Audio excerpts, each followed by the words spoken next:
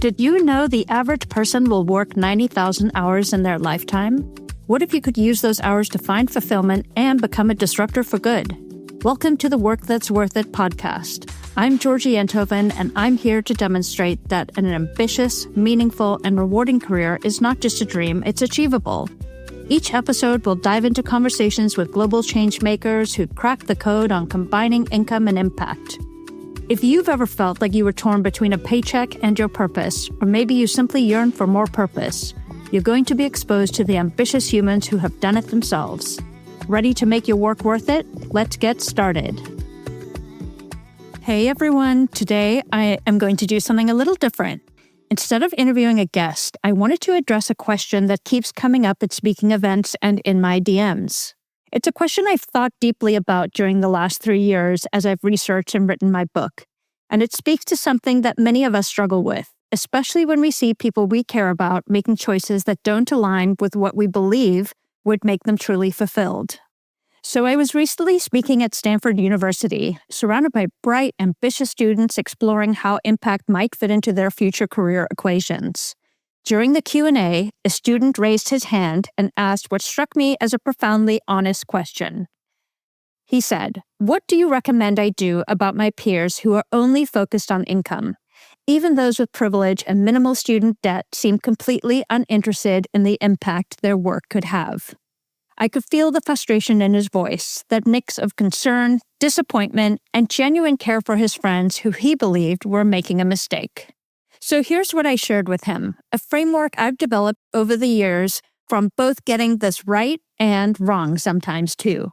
There are 3 phases of judgment, and understanding them can completely transform how we approach these situations. Phase 1 is observation.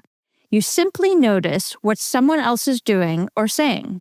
In this case, you hear your friend talking excitedly about that high-paying consulting job with no mention of purpose or impact. Phase 2 is your reaction. You notice your own feelings about what you've observed. Maybe it's disappointment, concern, or even frustration. This self-awareness is healthy and important and worth reflecting upon. In both these phases, you simply are gathering information about others and about yourself. But then comes phase 3, and this is where things typically go sideways. You decide you know what's best for the other person. And it can sound like this. They would be so much happier if they chose meaningful work. They're wasting their potential. Or they're being selfish. Let's talk about the hard truth about changing minds. Here's a reality I learned while participating in the Op-Ed Project, a fantastic program that teaches people how to write opinion pieces for major publications. One of their foundational principles is this: it's almost impossible to change someone's mind. Think about the most polarizing issues of our time: vaccinations, politics, religion. How many people do you know who have completely flipped their position because of a persuasive argument? Very few, right?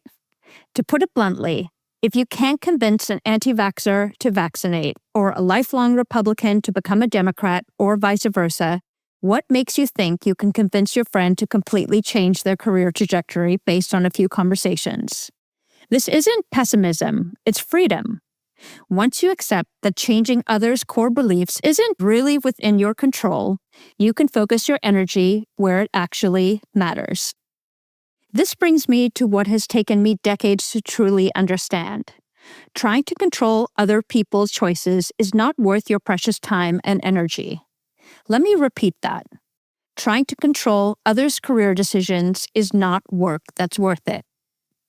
What's far more empowering is to trust others to make the best decisions for themselves while you focus on living true to your own values. When you fully commit to your own path of meaningful work, your example naturally becomes compelling. Not because you're preaching, but because fulfillment is magnetic. People notice when someone loves their work, and they light up talking about their day, when they're energized rather than depleted by their career. Let's step back and look at what's happening with Gen Z in the workforce right now. According to LinkedIn, a staggering 89% of Gen Z workers are experiencing burnout. Nope, that's not a typo. Nearly 9 out of 10 young professionals are burning out. What does this tell us? Many of your friends who are choosing paths solely based on prestige or compensation may hit a wall sooner rather than later. And when they do, they'll naturally start questioning their choices. You don't need to be the one to tell them they're making a mistake. Reality will do that for you if they are indeed misaligned. We also need to acknowledge the current job market. According to Polymarket, over 4 million Gen Z individuals are currently jobless. In this environment, finding the perfect job that aligns with both your values and your financial needs is more challenging than ever. For many young professionals, getting any job is the first priority. Expecting them to hold out for the perfect impact-income combination might be unrealistic given these circumstances. That doesn't mean they don't care about impact. In fact, the OECD research shows that 90% of Gen Z consumers believe companies have a responsibility to address environmental and social issues. The desire for impact is there, but practical realities sometimes require compromise, at least initially. This doesn't mean avoiding difficult conversations. In fact, I encourage more honest dialogue about career choices, but with the crucial shift in mindset from conversation to curiosity. Instead of, let me explain why you should care more about impact, try, you and I have similar backgrounds, but we're making different career choices. I'm genuinely curious. What's important to you about the path you're choosing? This approach is from a place of respect rather than judgment. You acknowledge that you have a different preference for yourself, but you trust your friend's autonomy and want to understand their perspective. I've seen this approach transform relationships and, interestingly, sometimes achieve what direct persuasion could never do. When you model what fulfilled work looks like instead of preaching about it, people become curious. They notice your enthusiasm, your sense of purpose, your ability to handle challenges, and resilience. And when they hit the inevitable roadblocks in their own career, which everybody does, they'll remember there's another way. What I find fascinating is the original question assumes an either-or scenario. Either you pursue impact or you chase compensation. But as I've discussed throughout this podcast, the most exciting opportunities today combine both, especially if you want to last 90,000 hours. When your friends dismiss impact careers, they may be picturing low-paying not-for-profit jobs or sacrificing their financial security. They may not realize that some of the most innovative, well-compensated roles now exist in sectors solving our biggest challenges. So perhaps the most effective approach isn't convincing them to care about impact, but helping them see that impact and income aren't mutually exclusive. As we wrap up, here's my challenge to you. For the next month, stop trying to convince anyone of anything about their career. Instead, pour that energy into your own path. Get radically clear on your values, experiment boldly, and connect with others doing work that inspires you. Become so compellingly fulfilled that your friends can't help but wonder what your secret is. Because ultimately, the most convincing argument for meaningful work isn't an argument at all. It's a life well lived. A Monday morning approached with enthusiasm, and work genuinely worth your precious time. I'd love to hear your thoughts on this approach. Has trying to convince others worked for you?